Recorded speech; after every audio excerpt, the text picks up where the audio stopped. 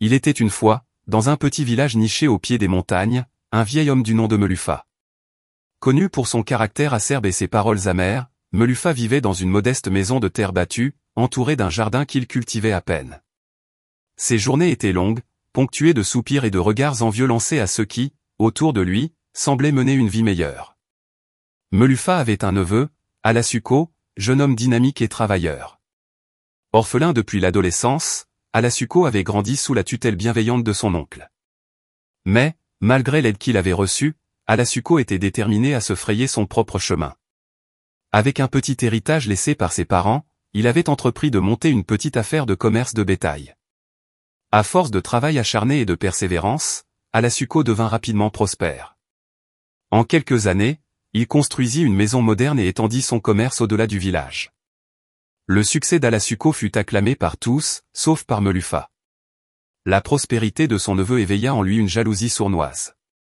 Melufa voyait en Alasuko un rappel cruel de ses propres échecs. Tandis que le jeune homme était salué par les villageois comme un exemple à suivre, Melufa ruminait ses frustrations, trouvant mille façons de critiquer Alasuko dans l'ombre. Un jour, lors d'une réunion familiale, Alasuko offrit à son oncle une somme d'argent pour l'aider à réparer sa maison délabée. Mais Melufa refusa avec amertume, prétextant qu'il n'avait pas besoin de la charité d'un jeune arrogant. Pourtant, au fond de lui, il se sentait humilié par la générosité de son neveu. Avec le temps, la jalousie de Melul devint une obsession. Il inventa des rumeurs selon lesquelles la richesse d'Alasuko était le fruit de pratiques malhonnêtes. Certains villageois, influencés par les paroles venimeuses du vieillard, commencèrent à douter de l'intégrité du jeune homme. Mais Alasuko, confiant en sa probité, continua de travailler sans se laisser détourner par les commérages. Cependant, la haine de Melufa ne se limitait pas aux mots. Déterminé à nuire à Alasuko, il se tourna vers des pratiques occultes. Dans une nuit épaissie par le brouillard, il se rendit chez un sorcier célèbre pour ses pouvoirs obscurs. « Je veux voir Alasuko tomber » murmura-t-il au vieil homme vêtu de peau d'animaux. En échange de quelques pièces d'or, le sorcier exécuta un rituel destiné à provoquer la ruine de son neveu. Une potion fut préparée, accompagnée d'incantations visant à saper le succès d'Alasuko.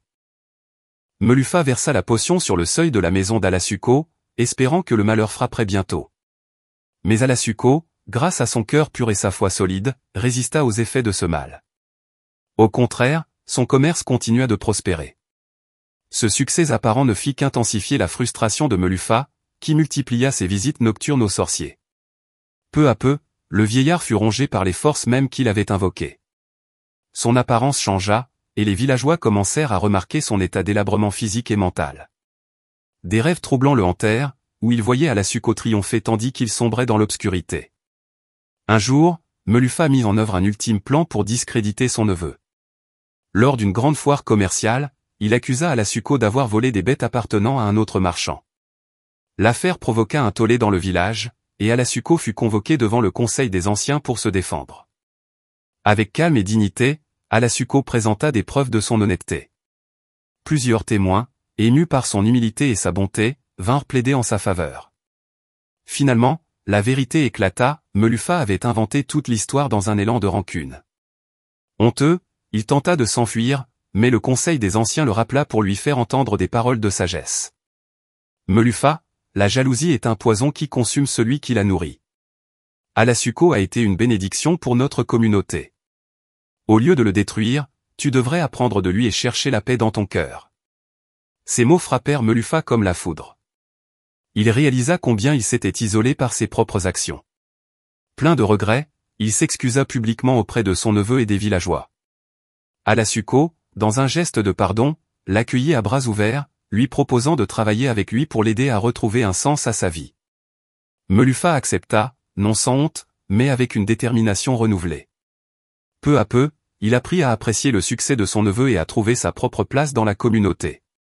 Ainsi, la jalousie destructrice se transforma en une leçon de réconciliation et de croissance personnelle. Dans ce village au pied des montagnes, Melufa et Alasuko devinrent un exemple de pardon et de rédemption, rappelant à tous que même les émotions les plus sombres peuvent être vaincues par l'amour et la sagesse.